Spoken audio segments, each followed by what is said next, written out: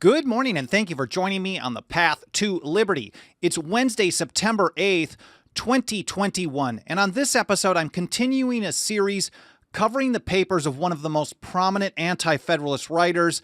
They called him Brutus. Today, I've got highlights from his 8th essay, and here he's got a message that I share in many other episodes. That is, a trifecta of armies and debts and taxes would lead to a destruction of liberty. He's shifting to his multi-essay argument against standing armies. He also nailed it with a prediction on borrowing and the national debt that I think you'll find really interesting. But first of all, before getting to that, my name is Michael Bolden. We broadcast live every Monday, Wednesday, and Friday at 9:30 a.m. Pacific time from here in my home office and studio in downtown Los Angeles for the 10th Amendment Center.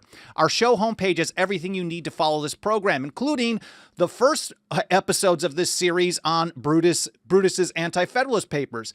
10thamendmentcenter.com/path to liberty. There you're going to find all the archives, and as you scroll down on that page, you can find different categories. Way at the bottom is the one that has all the episodes on Brutus that we're expanding as we cover all of those over time. You can find all the different platforms we're on. Of course, we live stream on the mainstream ones like YouTube and Facebook and Twitch and Twitter, but we're also live streaming at Odyssey.com, which is decentralized and censorship resistant. So important today. We're also on a bunch of other platforms like Minds.com, Gab TV, Brighteon, BitChute, Hyper, MeWe, all over the place. Wherever we can be, Rumble and others.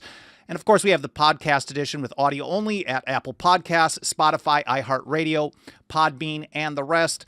You can also find our membership program where you can put your financial faith behind our work for as little as $2 a month. That's 10thamendmentcenter.com/path to liberty. And while we allow people another moment or so to get notifications to join us on this live stream, a quick hello to everyone out in the live chat. Funky Euphemism, good to see you, buddy. I owe you an email reply, but I'm way behind. So thanks for reaching out to me. Leslie G, Tim Martin, Gun Mai, Dixie Strong, Missouri Liberty Alliance, always good to see you, buddy. Clay Kent, Bob Landry, Liberty Revolutionary, lots of Missourians, pretty awesome. Randy Enderly, I apologize if I get that wrong. Dwayne Ellsbury, Patricia Dance, Rachel Menard, Bill Pritchard, Blue North Wind, and everyone else. I apologize. Others, Fred, good to see you. I appreciate everyone being here. I apologize if I miss anybody. Love having you here. Zach Shoemaker says, love your work. I'm going to stop looking at the chat and get right to this. I will try to reply to some questions or comments a little bit later in the episode or later on today with comments in the archives. But let's start out with Brutus's 8th paper. January 10th, 1788. And he goes back to the issues of taxation because he spent some time covering taxation. Of course, you can look through or listen to previous episodes. Again, 10thamendmentcenter.com/path to liberty.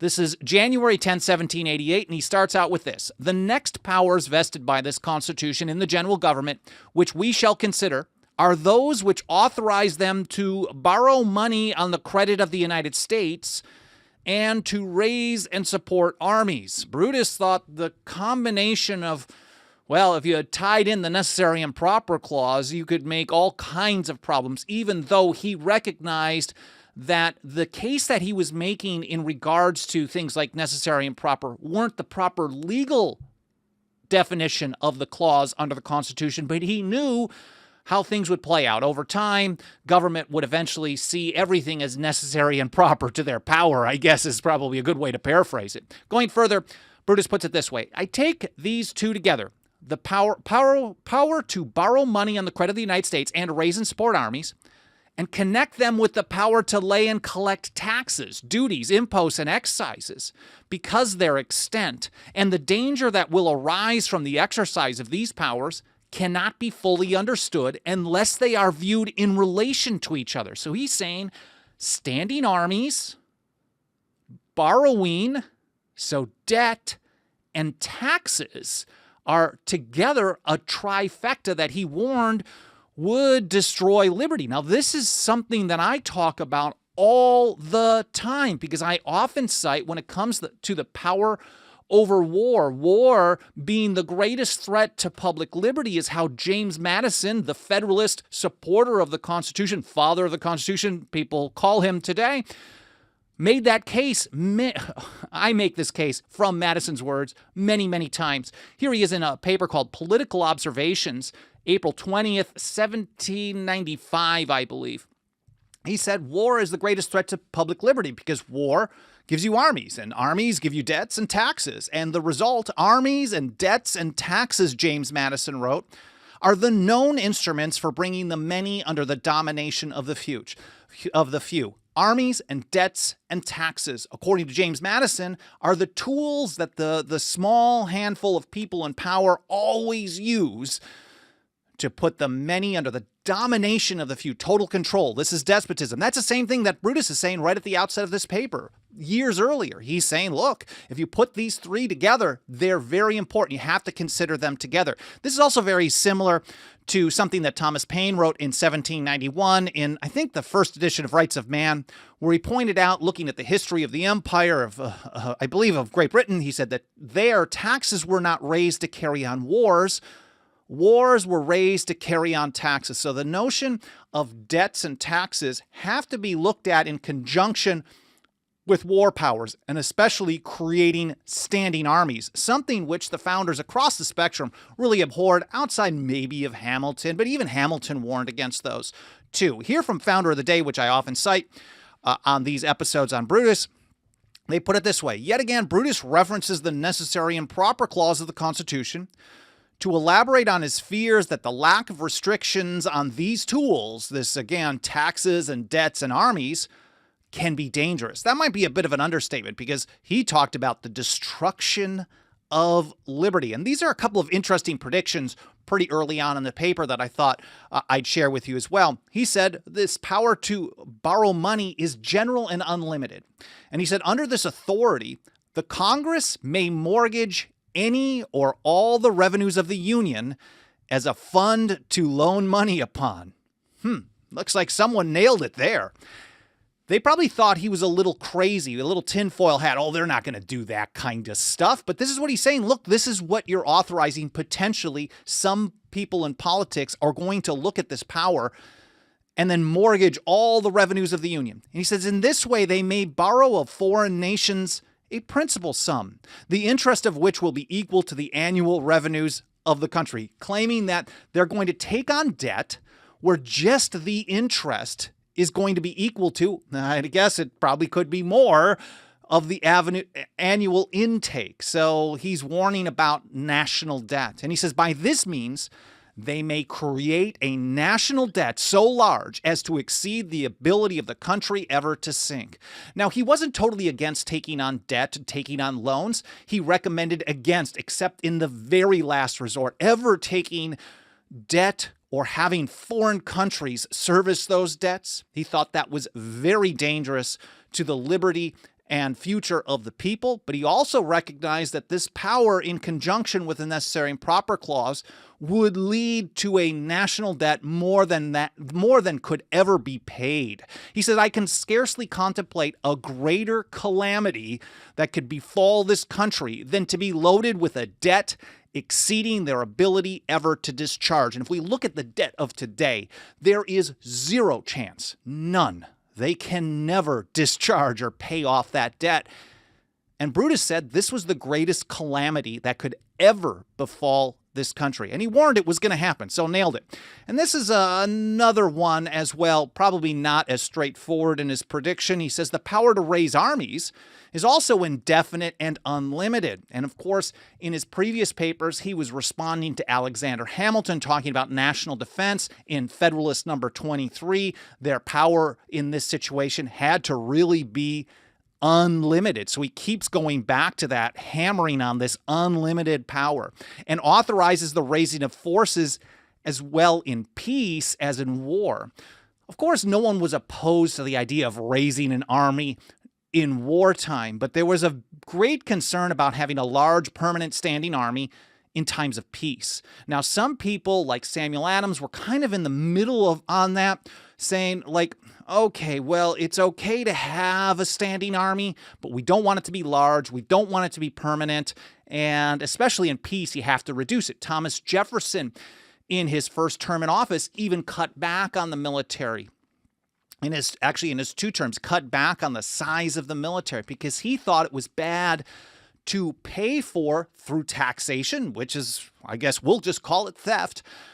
He thought it was bad to pay for through taxation wars we might not ever even have, always preparing for things that we don't know if or when might happen. He thought that was a bad choice. Anyways, back to Brutus. He says, if the general legislature deem it for the general welfare, concerned about these potentially broadly defined terms, again, I got to always point out that Brutus very clearly, just like Lysander Spooner did in 1870, pointed out that, like, look, just because I'm talking about how it can be abused doesn't mean that I agree that that's the right actual legal definition for these terms or for these clauses or these phrases. He was very clear about that, but he knows human nature and he warned about that as well. We know that power is corrupting. Power always seeks to expand.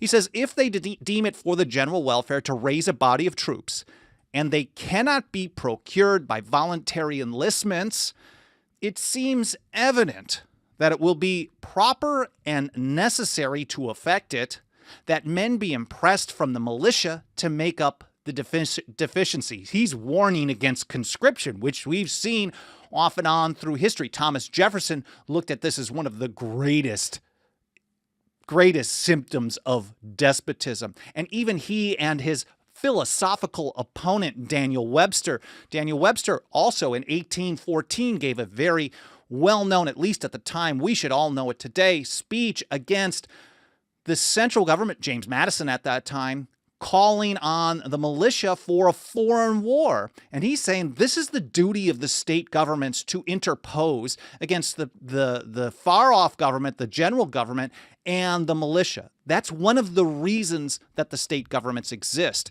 So this idea that they were going to use conscription, of course, in more modern times, this has played out as well. Another interesting prediction from Brutus. Let me take a look over here at my notes. What do we have next? Oh, yeah, he puts it this way. I take it for granted as an axiom in politics that the people should never authorize their rulers to do anything, which if done would operate to their injury. And he's talking about maintaining standing armies in times of peace. He says, let us then inquire whether standing armies in peace would be ever beneficial to our country, or if in some extraordinary cases they might be necessary. Whether it is not true that they have generally proved a scourge to a country and destructive to their liberties. And here from a paper written in 2009 for Oklahoma State University by a guy named Jeffrey Campbell, he put it this way: Brutus also relied on historical examples. These were students of history. Of course, people knew what they were talking about at the time, to demonstrate the danger of standing armies. He referred to William Pulteney, a member of the House of Commons, who in 1758 gave a speech detesting the use of standing armies. They were very well read, and people were very much aware of this speech, although he did quote it at length towards the end of his paper here. He says, in describing the many faults of a standing army, Pulteney touched on many of the themes espoused by Americans. 1. Standing armies were loyal only to their officers. They were detached from the body of the people. 2. 3. They disregard liberty and the rule of law. 4. They were capable of enslaving their fellow countrymen. Oh, wow, Bolden, this is some tinfoil hat garbage. That doesn't really ever happen. But if you look through history, it absolutely has over and over and over. And that's why the founders were very much opposed to the idea of large permanent standing armies.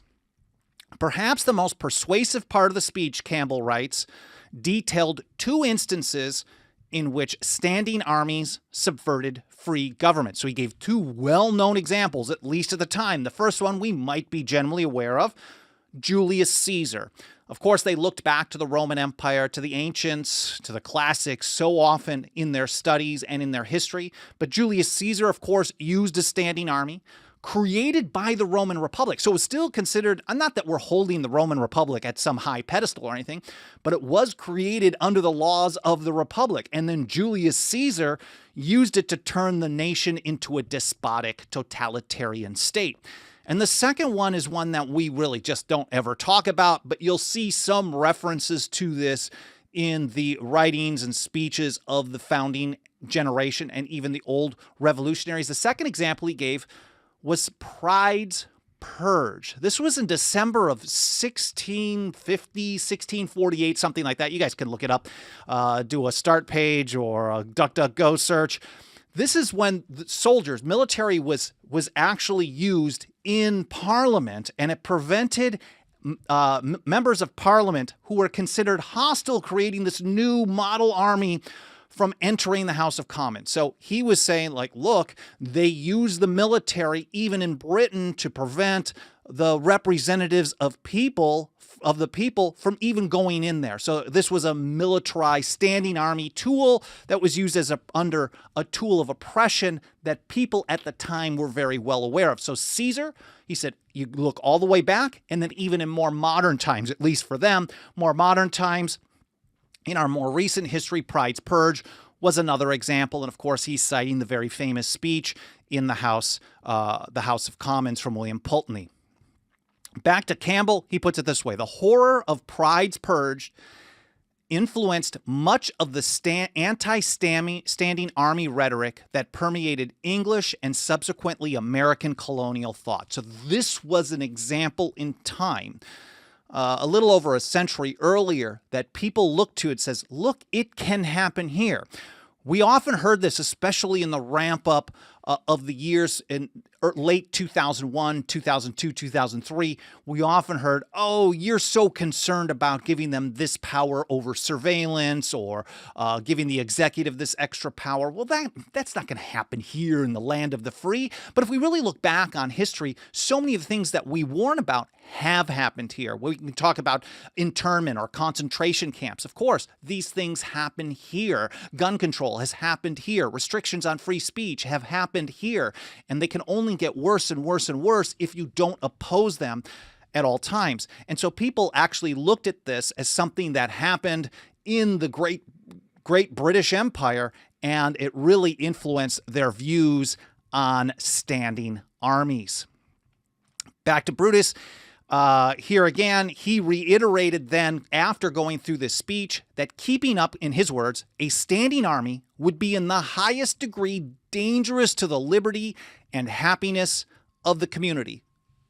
Just straight up, no pulling punches here, merely keeping the standing army.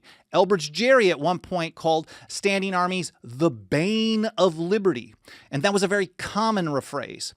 Keeping up a standing army would be in the highest degree dangerous to the liberty and the happiness of the community, and the general government ought not to have authority to do it. He's literally making the case they should not have the ability to keep a standing army in times of peace. He said, for no government should be empowered to do that which, if done, would tend to destroy public liberty. And just to wrap it up here, a quick mention here again from Jeffrey Campbell over his paper from 2009. He says, Brutus wrote 2 more essays condemning standing armies. He's actually making a really interesting flow because he talked about taxation, and then now he's talking about debt, and he's talking about combining that with standing armies, just like James Madison warned against some years later, similar to what Thomas Paine warned about in 1791. And then he does 2 more full papers about the dangers of standing armies. And he used the arguments of the Federalists, using these arguments of the Federalists, Campbell writes, that standing armies were a necessary evil, because that's the case that was really being made. They weren't disagreeing that standing armies were bad. They weren't disagreeing. They were just saying, well, we've got to keep it in certain limits, and it's a necessary evil. Now, you may be on one or other side of that, but Brutus made the general overall case that he says, well, if that's the case, if it's a necessary evil, quote, why should this government be authorized to do evil? And of course, I'll cover that in his 9th and 10th paper in the near future as I do more episodes here on Brutus's Anti-Federalist papers. I hope you guys find this interesting. I hope it was educational. More important than anything, I hope you learned something. I'm going to take a look over in the chat here in just a moment. But before doing that, quickly mentioning once again our membership program. Don't feel any obligation to join up. But if you can support us financially, nothing helps us get the job done, roll up our sleeves every single day, more than the financial faith of our members. It starts out as little as $2 a month over at 10thamendmentcenter.com/members. And even if whether you can or can't do that, or for those of you who've already joined us, I really appreciate the support. We'll continue doing this show. We've got over 10,000 articles and blogs on our website. We're going to keep doing everything we can to reach as many people as possible day in and day out. You can also help us by smashing the like button on any platform you may be watching on. Leaving a review on Apple Podcasts helps a ton, and we're reaching a lot more people with the podcast edition. All that type of stuff, leaving comments in the archive, sharing links, that triggers the algorithm of the platform, and it tells it to show the program to more people. Let's take a look over in the live chat. Taking a look and see if there's any questions. Liberty Revolutionary says, sounds like most of the world right now, without a doubt. Joe Bright nails it again. Good to see you, Joe. Collectivist authoritarianism is killing us. And of course, fear is the basis. And, we're talking about anti-federalists here, but, mixing in a little bit with a very similar message from people like James Madison, of course, was a Federalist, or Samuel Adams, who was a little bit kind of in between. He straddled both sides. Thomas Jefferson, of course, said he wasn't either an anti-federalist or a federalist, even though he leaned closer to the federalist side, but very similar arguments on this.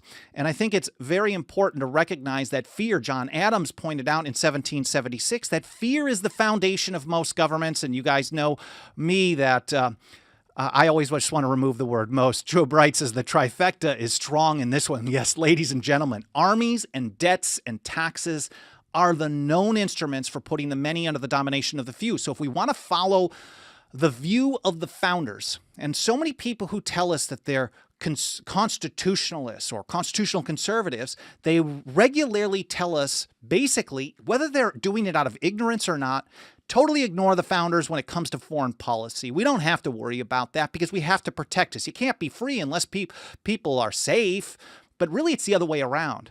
We can't be safe unless we're free. And James Madison certainly warned us that the violations of liberty at home are always really to be charged against provisions of danger, real or pretended, from abroad. Let's just take a look over at the live chat, see if there's anything else.